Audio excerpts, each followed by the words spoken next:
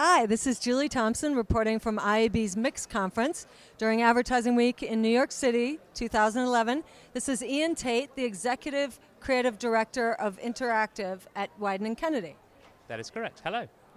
Hello, Iain. You're responsible, I know, part of a big team, but you led the creative on the famous Old Spice response campaign. Can you tell us a little bit about that? Well, to say I was the lead on it probably is, I don't know. I wouldn't take that responsibility. I think, He's being modest. I came into the agency after that character had been developed. He was on TV. People loved him. He was already a massive sensation on the internet. I think I helped them to figure out what they could do with him online, and that was a big thing. And yeah, he went on to be a huge success. But really, for me, kind of coming from the digital side, and just the way that I would approach things, it seemed really obvious that they had this character who everyone loved, and women wanted to be with him and guys wanted to be him, and he spoke directly to camera, and it was a very natural fit. It was like, well, why doesn't he just talk to people on the internet and respond to them? And the creative team just went, hey, that'd be really cool. We could do that. I was like, yeah, of course you could do that. And so that was it. They just went off and and the rest is history. So yeah.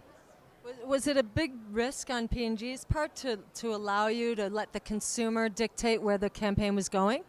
Yeah, I think it's always a risk to do things like that, but I think it was a fairly calculated risk. There wasn't very much controversial about this. It wasn't something that had a lot of controversy around it, and we could pick and choose who we were responding to. So it meant that we could steer things in a certain direction, and I think there was one of the things that really worked about it is there was a simplicity to it, which meant that as a consumer, you knew that if you tweeted about the Old Spice guy, he may respond back to you, and that became clear after a very short period of time.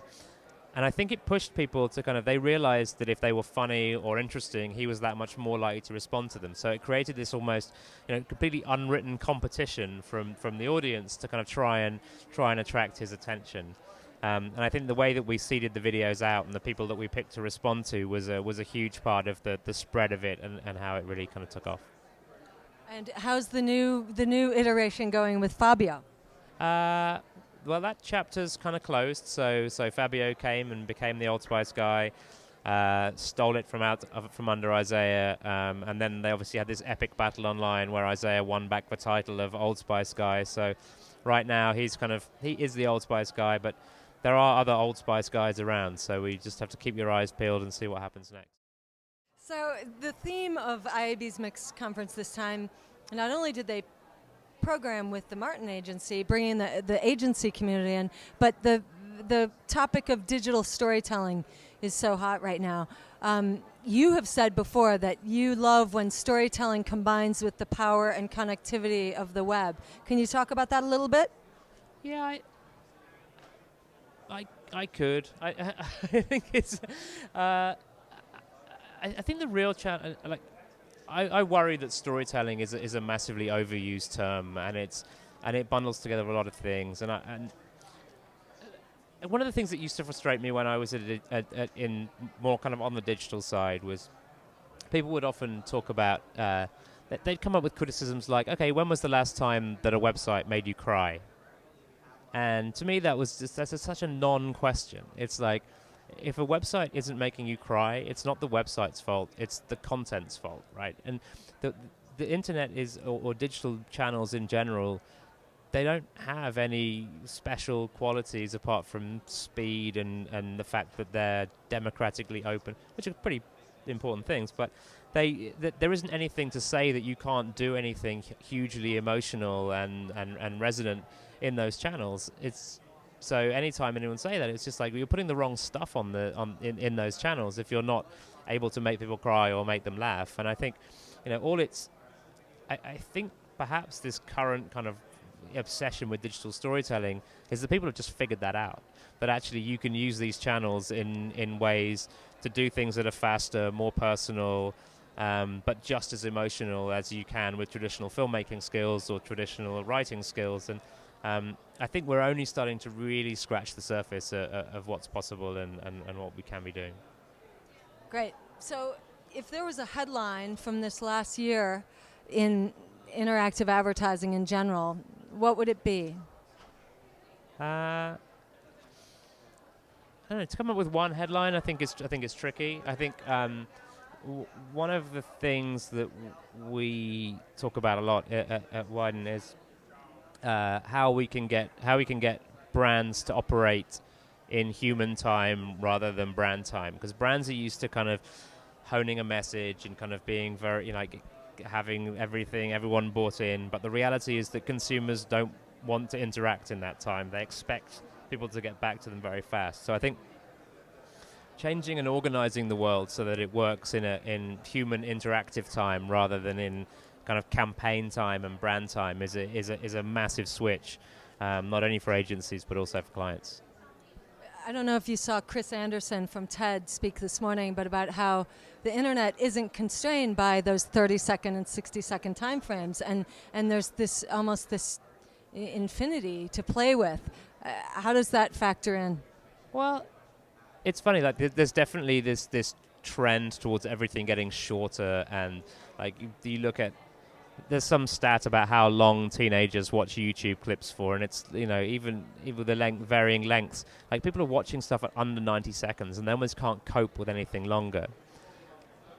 Which I think there'll be a reaction to that, and I think there'll be a kickback against that. And certainly with people moving towards watching longer form TV content and movies on their computers, it's like people are creating environments in their homes where they can watch long-form content and short-form content. So I think being able to play at both ends of it's really interesting. We did a project with Coca-Cola and Maroon 5 earlier in the year, where the band wrote a new track in 24 hours, and we streamed the whole thing live over 24 hours.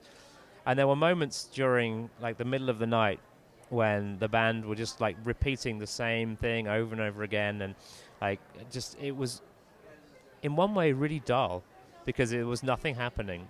But I kept getting emails from people going, I'm watching this thing and it's really compelling. Like there's something hypnotic about it, and there's something just different about it, and I've kind of got it in the background, but I can't stop watching it. And I think that was just a very, you don't normally get the chance to let something play out over 24 hours. And the fact that there was, we weren't editing it so that you could see this, it was actually just honest. And that's what happens in a recording studio. A band takes 3 hours to record a thing that takes 2 minutes. And our tendency would normally be to shorten that down into the quickest thing possible to get that point across. So I can see, I think that's a really good way of putting it, that there's a kind of canvas, an infinite canvas of different types of time and different kinds of just ways of dealing with space and connection. And, I think that's people that get excited about the potential of that, I think, are the people I enjoy hanging with. Yeah, definitely. Now, in terms of what you're looking forward to in the next year, one question I have is how agencies can work better with publishers in the next year to improve online advertising in general. Like, how do you see that playing out? Can agencies and publishers work better together?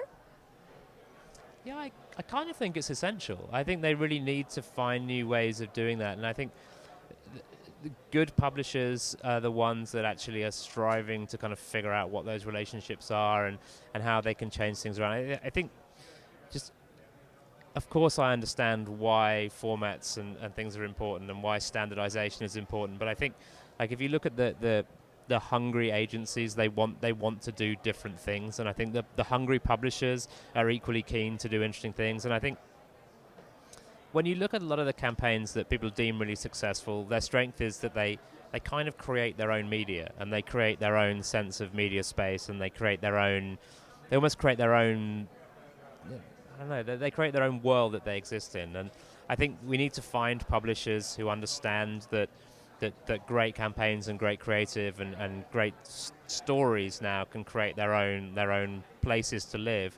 And they need to understand how their properties can kind of integrate with that, and how we can find ways for things that play together that can create their own space but can also work in a publisher's space. And I think it's an interesting challenge, and I'd love to find people who share the optimism in that challenge.